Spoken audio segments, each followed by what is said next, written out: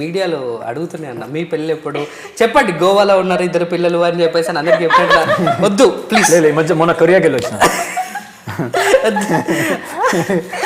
నువ్వెందుకు నవ్వుతున్నావు? Organic cinema రావాలి, అంత సీన్ లేదు. నాకు వద్దు, మా ఇండియనే కావాలి. నేను ఇండియన్ పిల్లలనే పెట్టాను, నాకు కొరియన్ ఫ్యామిలీ వద్దు.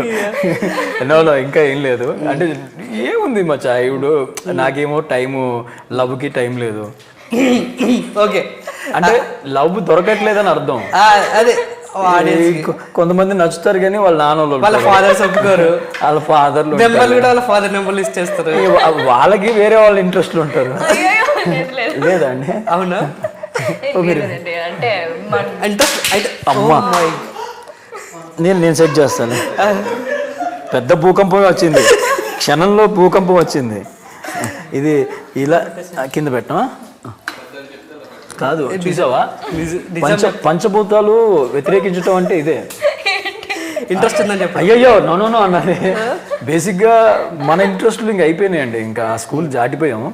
బట్ యా ప్రాబ్లీ ఇంకా నెక్స్ట్ లవ్ లేదు మచ్చ, అయిపోయింది ఇక అంతే. అది కూడా అదృష్టం వాళ్ళ ఫాదర్ ఒప్పుకుంటే. వాళ్ళ ఫాదర్ ఒప్పుకోవాలా దానికి కూడా? నా అరేంజ్ మ్యారేజ్ కూడా వాళ్ళ ఫాదర్ ఒప్పుకోవాలా, అమ్మాయి ఒప్పుకోవద్దా? చూడండి ఆ ఫిగర్ని చూడండి, వాడికి అర్థం కాదు. నాకు నిజంగా నువ్వు చెప్తుంటే వాడిది చూసాక ఇంకా కంగారు పెరిగింది నాకు. మా అమ్మ ఆ పెళ్ళికి వెళ్తుంది, కలవతి. యాక్చువల్లీ ఆమె వెళ్ళే 15-20% నాకు ఫోన్ చేస్తూనే ఉంటుంది కంపల్సరీ. వీడియో కాల్, ఫొటోస్ అన్ని ఇప్పుడు అక్కడ ఉంటుంది. చూడు వాడిని చూసి చాలా అంటది, చూడు ఫస్ట్ చూడు అంటది. ఫస్ట్ వాడు పెళ్ళి కన్ఫర్మ్ అవగానే నేను చెప్పింది, అరే అవసరమా అంటే పిల్లల్ని కంట్రోల్ చేసి మస్తు తెలుసు డైలాగ్ ఉందా మొన్న చెప్పాడు.